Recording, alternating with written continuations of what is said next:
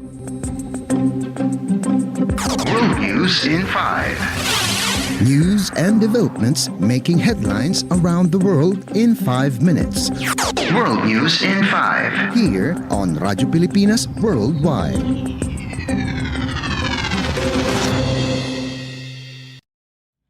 Good day. This is World News in 5 here on Radyo Pilipinas World Service.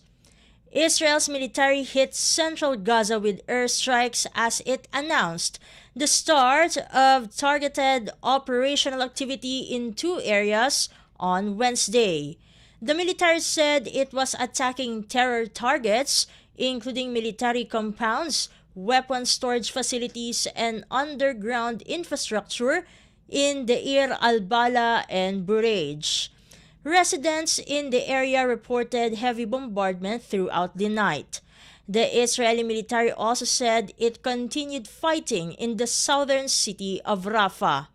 It is noted that Israeli Prime Minister Benjamin Netanyahu visited part of northern Israel near the border with Lebanon, where Israeli forces and Hezbollah fighters have been trading fire throughout the war in Gaza and raising concerns of an expanded regional conflict.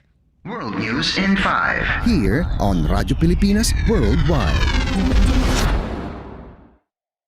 In other news overseas, United States President Joe Biden landed on Wednesday in France to mark the 80th anniversary of the Normandy invasion and plans to use the occasion to underscore the need for a strong transatlantic alliance in the face of Russian aggression in Ukraine.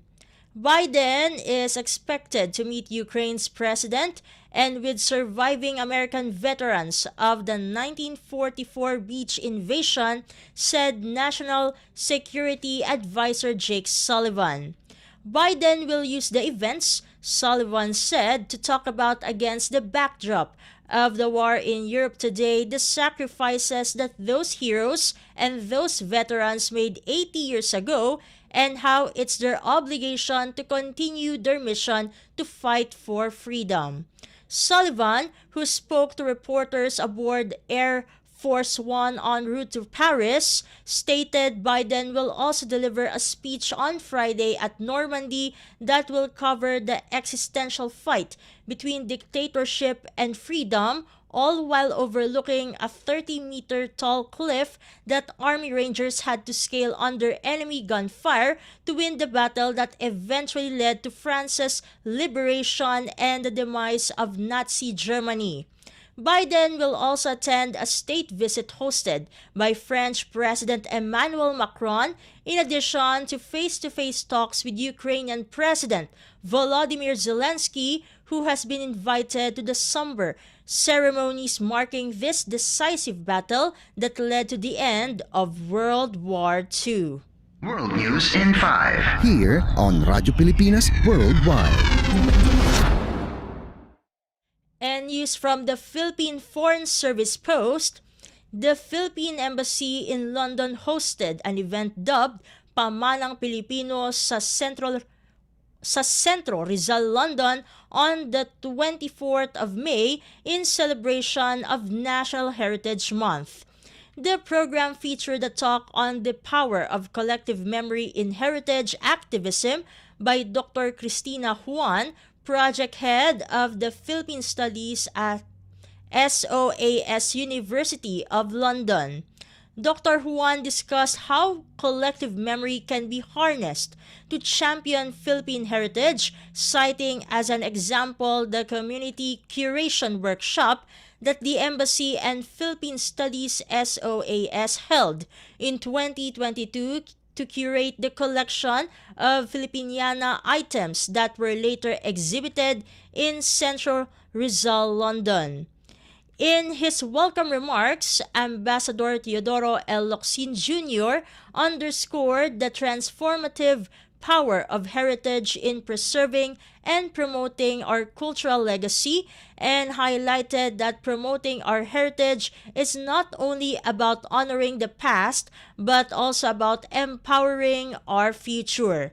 Attendees were entertained by some foreign students of London Filipino Center or LFC in the rendition of Dahil Sayo and in the reading of Isang Awit sa Huling Pagkikita, a Russian poem translated into Filipino by London-based poet and writer-translator Jean Alcantara. The event, held in partnership with LFC, which conducts classes and training sessions on Filipino language and culture, was attended by the group's foreign students, British contacts, and some members of the Filipino community.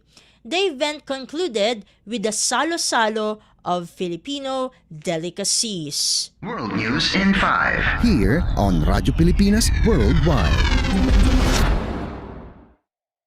And that concludes today's edition of World News in 5. For Radyo Pilipinas World Service, this has been Steph Vicente. Good day and stay safe, everyone. World News in 5. News and developments making headlines around the world in 5 minutes.